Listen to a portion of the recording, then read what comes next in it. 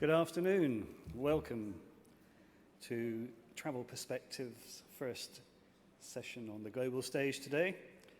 We presented 4 sessions yesterday, well received, and we're delighted to see the hall filling up as we speak. People are still coming in, but we'd like to get started on time, and I'm very, very delighted that for the 3rd year in a row, we've managed to persuade Facebook to speak at World Travel Market. And it's the same chap. It's Lee McCabe, who, since we last met, has picked up an extended title. And I now believe, Lee, you can correct me on this. Lee McCabe is now Global Head of Travel, Education, and Consumer Services Strategy at Facebook. Consumer services probably ties in a bit. Education, not too sure, but I'll explain if it does. But it's travel that we're interested in. And I think it's fair to say that since we last had Lee here last year, that mobile is still paramount in development at Facebook. And you'll probably know that Facebook owns other companies, owns Instagram, Messenger, WhatsApp, and as of recently, Oculus Rift. So we're going to be talking about virtual reality, first quarter of 2016, as well as other 5 platforms that Facebook owns. But enough of me. You're not here to hear me talk. I'd like you to put your hands together, please, for Lee McCabe of Facebook. Thank you.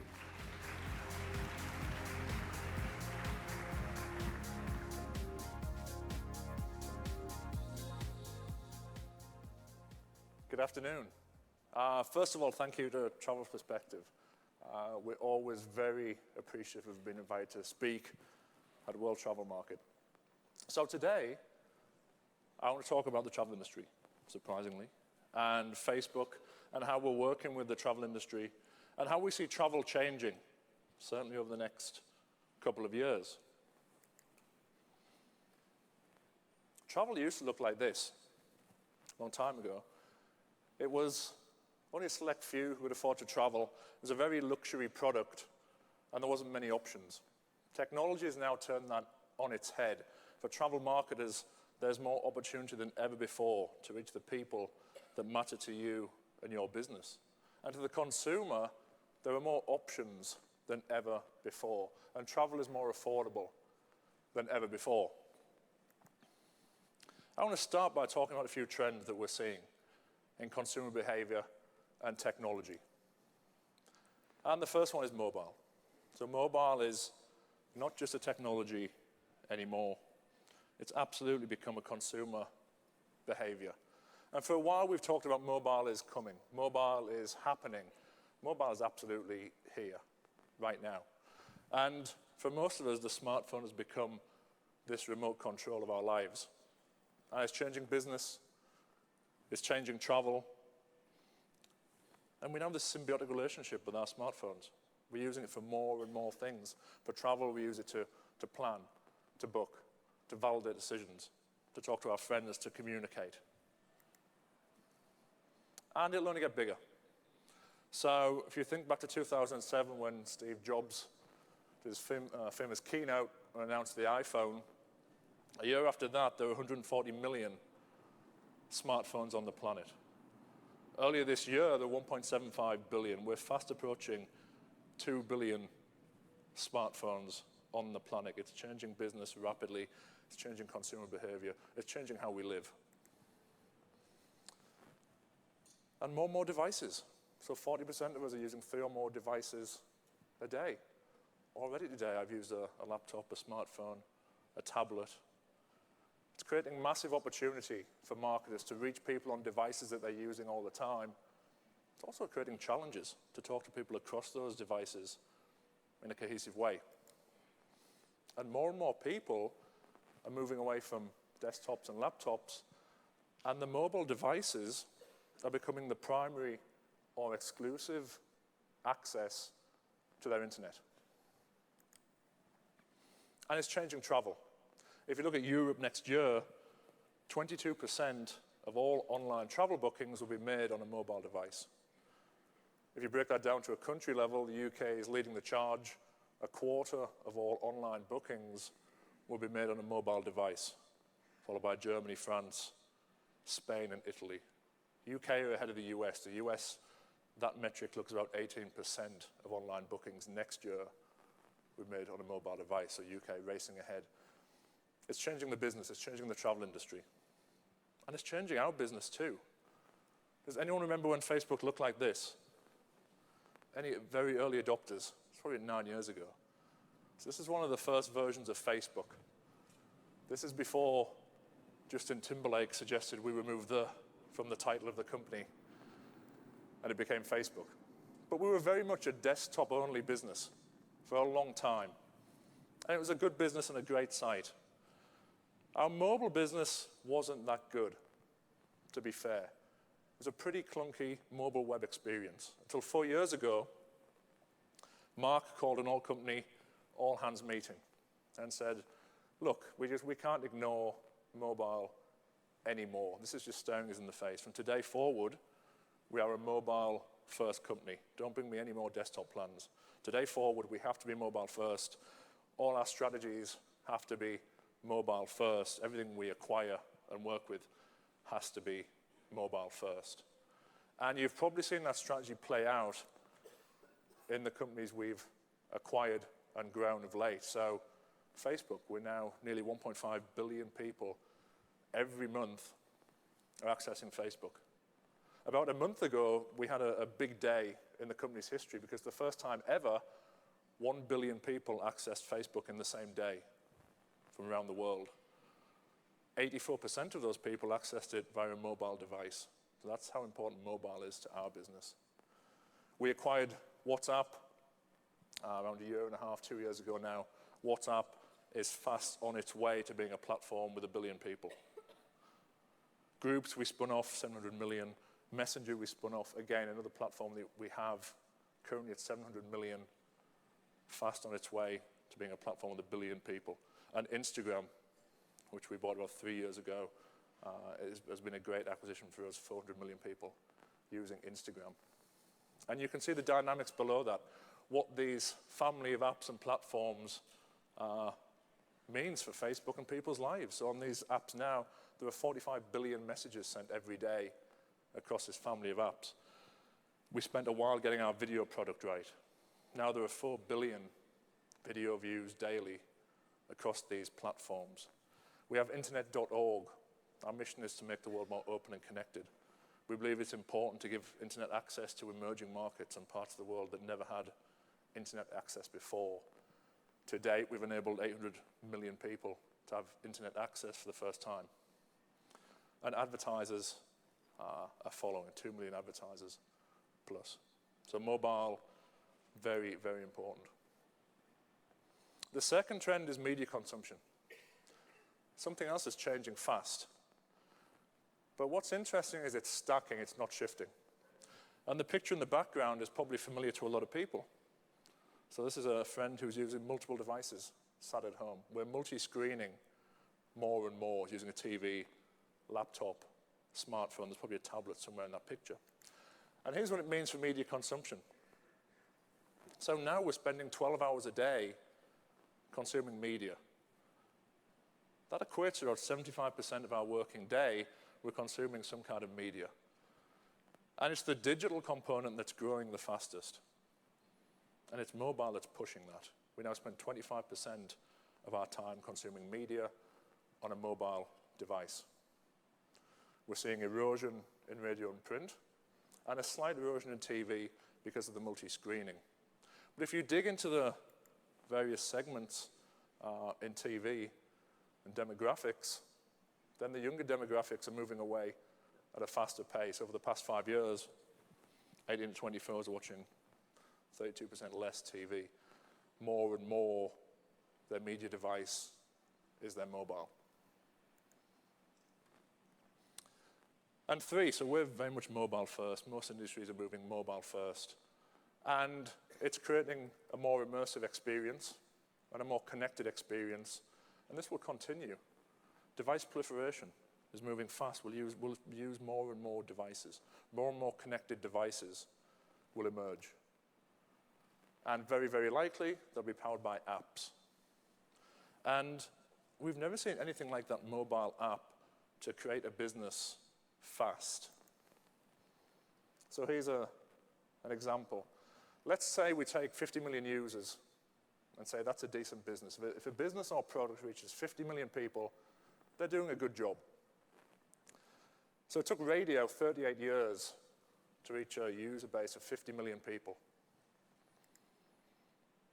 Took TV only 13 years, took the internet 4 years, took us 3.5 years, took the iPod 3 years. But now that's nothing. Thanks to apps, thanks to nearly 2 billion smartphones on the planet, thanks to how easy it is to install an app, there are companies doing this much quicker. So Temple Run 2 took 13 days to reach 50 million people, just incredible. And this will only get faster. Before long, you will see an app come out, and it will take a week to reach 50 million people. And not much further in the future, I can see a time when it'll take 1 day. A new app will come out, it will take a day, and you'll hit 50 million people. We've never seen anything like this to create a business. And the gaming companies get this right now. So to them, it's math. They're absolutely across all the dynamics of installs and what it takes to create a good app, leverage the network effect, and get a mass install base. But I think other industries will follow. I can see a dating app coming out and reaching 50 million people in a week. Then maybe consumer service apps. And eventually a travel app will come out. And thinking more about apps, another interesting metric is the average apps we have on our smartphones. Hasn't changed in 3 years. So it's 27 apps. So for travel, if I was a travel company, I'd be racing to develop the best app possible. And then I'd make sure I got that embedded on as much mobile real estate as possible and as quickly as possible. Because the average person will never have a lot of travel apps on their phone. They'll have an aggregator, maybe an OTA or a meta search. They'll have a hotel app that they're loyal to, an airline that they're loyal to. That's probably it. So there's limited real estate for these companies developing apps. 27 apps will be the average, and I don't see that shifting anytime soon. But what's interesting is we're spending more time with these apps. So it's now 37 hours a month in apps. Incidentally, Facebook counts for 20% of all that time spent in apps. And we're spending more time because apps are getting smarter and smarter. The companies who are developing these apps are getting smarter at leveraging big data and signals, which is allowing them to create very smart apps that are making our lives more convenient. And they're accessing signals and sensors. And if you think about smartphones and Android and iOS operating systems, if you go back 5 years, the only sensors we really had on the phones were camera and GPS. And think of the companies that wouldn't be around today if it wasn't for those two simple sensors. Certainly Facebook wouldn't be as big as it is. Instagram wouldn't be here. Uber wouldn't be here without GPS. All the mapping software and companies wouldn't be here. And the apps at that time leveraged these sensors very well and created good apps and good businesses. But this just gets bigger because every year with the launch of a new smartphone, a new operating system, there are more and more sensors and signals that marketers can tap into, that apps can tap into. A good example lately is the health sensors that Apple has developed. Almost overnight, 100 new companies sprung up with health apps, helping us live a healthier life and track our health. So this will only continue. And apps will be everywhere. So this is happening in the US right now. Most of the big car manufacturers are putting apps in the dashboards of all their new vehicles. This will be massive for big drive markets like Europe and the US. Before long, we'll see apps in hotels. I'll be able to walk in my hotel room and sign on, and my Spotify account will be there, and my Netflix account will be there, and I'll have my own entertainment to watch. I see the same happening for in-flight. And definitely VR. So we bought Oculus Rift, a company, about 1.5 years ago. We launch it in Q1 next year. And if you get the chance to use it, please try it. It's incredible. I can't wait to see, once we open the platform, I can't wait to see what people and developers start creating with it. But we launch in Q1. It'll be powered by apps. And other things are changing, thanks to mobile. What people are sharing, how people are communicating is changing. So text as a form of communication, we're moving away from that. I remember not too long ago when texting was the big thing. I think I had a new Nokia phone from the Matrix, and I played Snake, and SMS was cool. Now texting is decreasing as a form of communication. And people are using images more and more, and photos as a form of communication, and as a media that they're sharing more and more. Now we're firmly in video. So again, we took our time developing a good video platform. It's working exceptionally well. Video is growing over 100% year on year. And before long, we'll have virtual reality and augmented reality. This is something we have in beta right now. It's called spherical video. So this will appear in Newsfeed, and you'll click on it, and you'll be able to look around. You'll use your phone like this and be able to look around a destination. Before long, when we release Oculus, this will be fully immersive. You'll have the headset. So I think this will change the planning process in travel. I think it gives people the option more and more to check out a location before they go there, or check out a hotel room before they go there. I think virtual reality will change the planning portion of travel a lot. I think augmented reality, which is further out, will change the experience. So we're in this more immersive world. Everything will be more immersive, and everything will be absolutely more connected and more connected. So I like this quote by Charles Eames. And being connected is also part of the Facebook mission, making the world more open and connected. Now, when I think about technology and the journey it's had in the past 20 years, to really boil it down, it's just about connecting things. So the internet was just developed to build this network and connect information to information.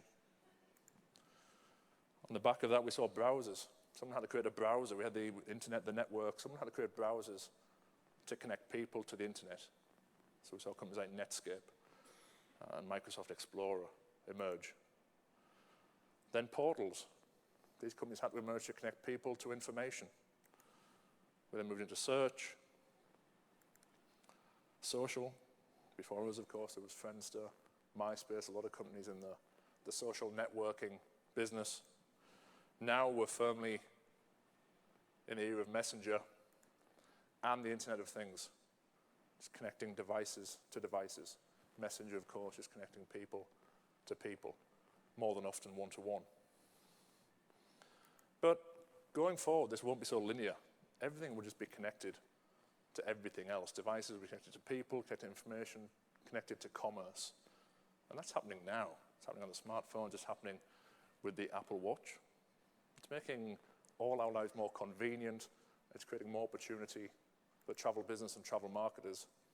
So already, we can drop into a new city and understand the landscape very well because our device is connected to information, to maps, to guides, to commerce.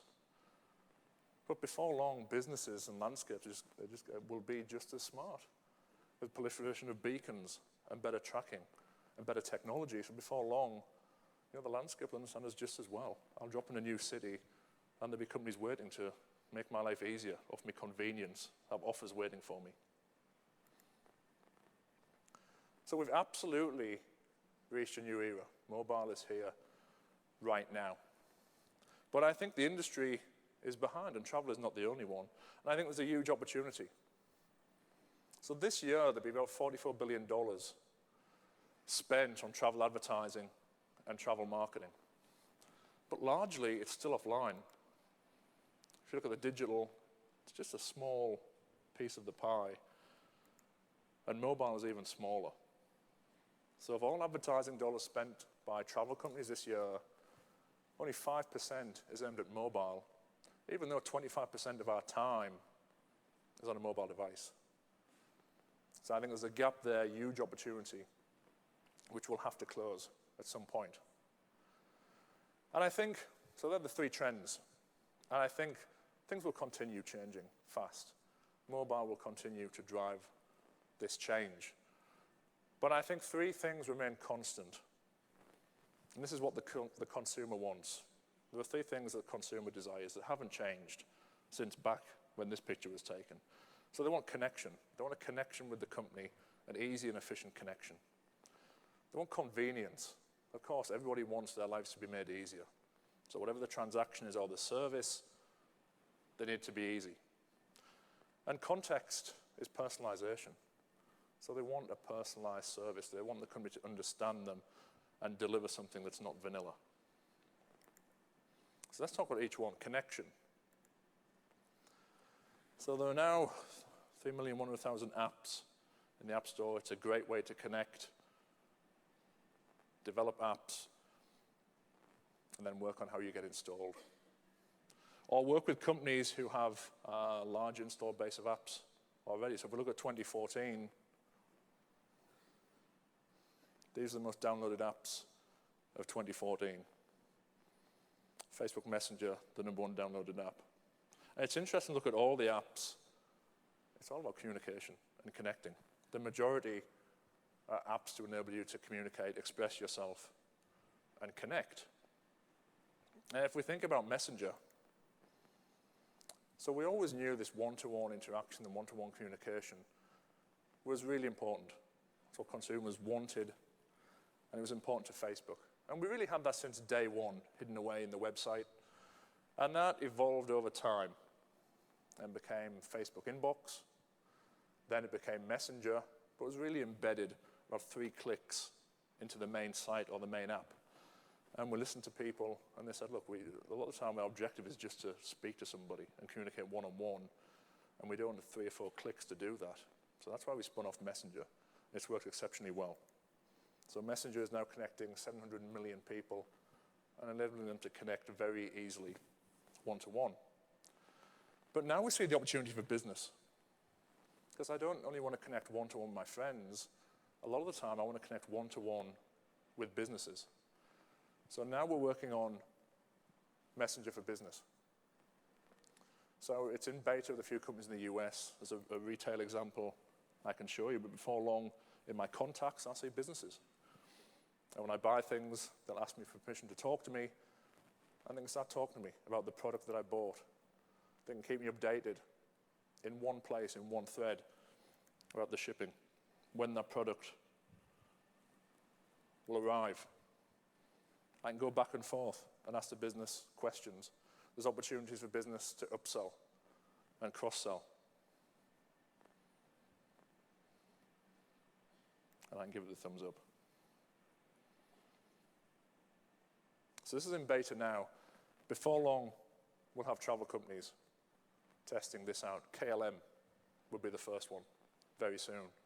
And I think this is going to be great for airlines. Because right now, when I transact with an airline, I have SMS messages. I've got emails from the airline. I have to go on their website occasionally. I have to download their app. They're 4 different places where the communication sits. Our vision with Messenger is there's one thread for all your communication. One thread where you get your tickets, your boarding passes, your flight, your gate updates. One thread where the airline can cross-sell and upsell and give you more information. One thread where I can reply to customer service and ask the airline questions. So I'll have one thread where every interaction I've had with each company, I can easily look back on. So we think this is going to be big. And also M. So M is our personal assistant that is also in beta right now. M will appear as a contact in Messenger. And really, it's an open platform. It's there to help you with whatever questions or tasks you have. The examples here, can you order me flowers? What's the best place to go hiking in the Bay Area? Is there a dog-friendly beach nearby? For travel, I'll be able to drop in a new destination and simply ask, where's the best restaurant? Please book me a table, 7 o'clock for 3 people. So it's a virtual assistant which will take care more and more of my tasks in one place. This is currently in beta. It's open in San Francisco in the Bay Area right now. So that was connection. Convenience, just as important. The apps that I use the most are the apps that make my life the easiest. The apps that don't make me click 27 times to fulfill my objective. It's the apps that I click once or twice that I stick with. And apps are making everyone's lives easier. I probably see a bit more living in the Bay Area. So now I don't have to leave the house. I can open apps and get a taxi in 3 minutes. I can get cleaners to come to the house, gardeners, electricians, plumbers. I can get someone to come to the house and package goods for me and ship them to wherever I want. I can get takeaway delivered. I can get someone to do my weekly grocery shop and bring it to the house. So really, it's never been more convenient. This represents a lot of opportunity for businesses. It also represents challenges. This desire that the consumer has for just better and better convenience. And here's an example of a challenge to a traditional business. If you think about the hotel industry and their ancillary revenues, they're declining thanks to mobile. So in a hotel room, nobody's using the hotel phone anymore. That used to be a decent ancillary revenue. Nobody's paying for movie rentals in hotel rooms anymore. Again, that used to be a decent ancillary revenue. And if you look at F&B, flat over the past 7 years.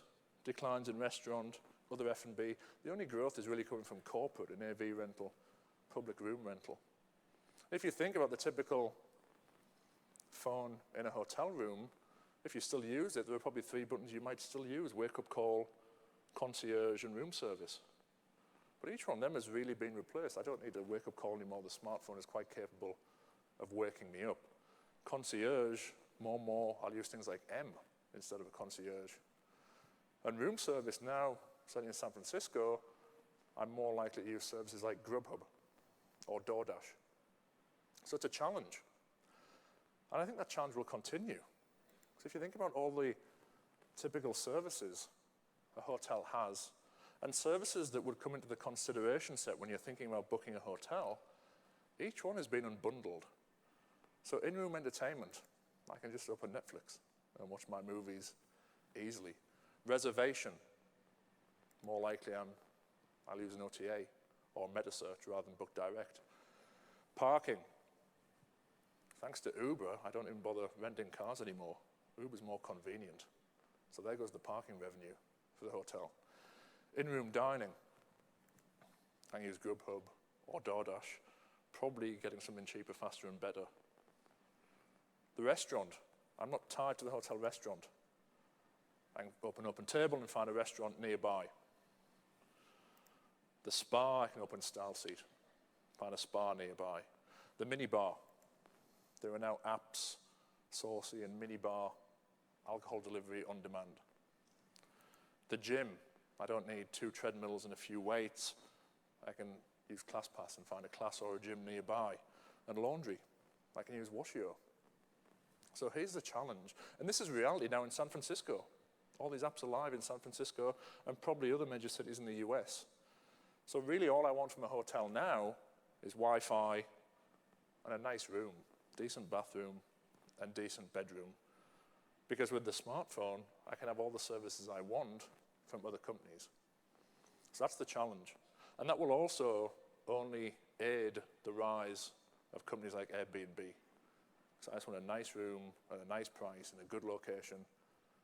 Everything else I can get from elsewhere. So this desire for convenience will absolutely disrupt traditional industries, and they will see themselves get unbundled. And then context. So context for me is about personalization. And if you think back to the slide with the media consumption, so we're now 12 hours a day consuming media. Now, everything competes with everything else. If you're an airline, you're not only competing with the airlines, you're competing with all forms of advertising vying for my attention. So whatever business you're a pixel somewhere in that picture. So you've got to be smarter than ever with your marketing, at targeting people at the right time, at the right place, with the right creative that resonates. And I get asked a lot, on Facebook, what makes a good ad on Facebook? Who's doing a good job on this? And the answer is very simple. It's personal relevance. This is what counts. And actually in marketing, this is what has always counted. So companies doing this well, they target very specifically. They leverage all those signals, they target very well, and they use creative and messaging that's personal to that individual. And no surprises, it works. And the opportunity will increase. And now we're in a time where this is a marketer's dream. 2 billion smartphones. You've got access to everybody, anywhere, anytime, on devices that they're using every day. And the opportunity to put personal messages in front of them. And it's never been easier than on multi-scale platforms, big people-based platforms like Facebook. Because really, we've been in the cartography business for the past 10 years. We've been mapping people. We've been mapping people and connections, and we've been mapping perspectives. And we've been mapping how those perspectives evolve. And that's important. If you want to communicate with someone, you have to understand their perspectives and their evolving perspectives. So this is the opportunity that we have and marketers have to answer the question, what's right for that individual right now, instead of what's right for that group of people on average. And companies getting this right, marketers doing a good job of this, are really using both sides of the brain. So they're being more creative than ever and testing creative and working out how they can scale and personalize creative faster than ever. At the same time, there's big investments in data and marketing science. So they're living in beta. It's just a continuous test and learn for them as they're testing messages, testing creative, testing what works. Companies doing this are winning right now. So we go back, there's never been a better time. Back when this picture was taken, connection was there, the convenience was there, and the context was absolutely there because it was at small scale. Now you have the opportunity to scale this better than ever, to connect at scale, to provide better convenience to the consumer than ever before, and do that in a very personalized way.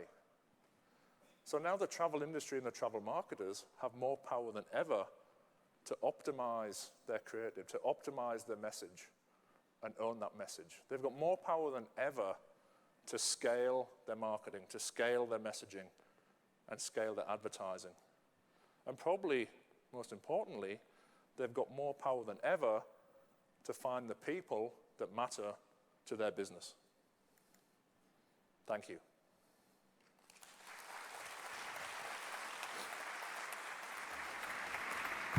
Thank you, Lee.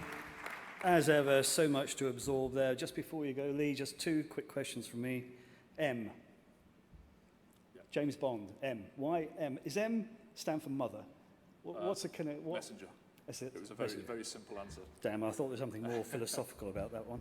But also the other question was, it's gone up from 11 to 12 hours we spend a day consuming. But the problem is there's only so many hours in a day. So are we already reaching that maximum?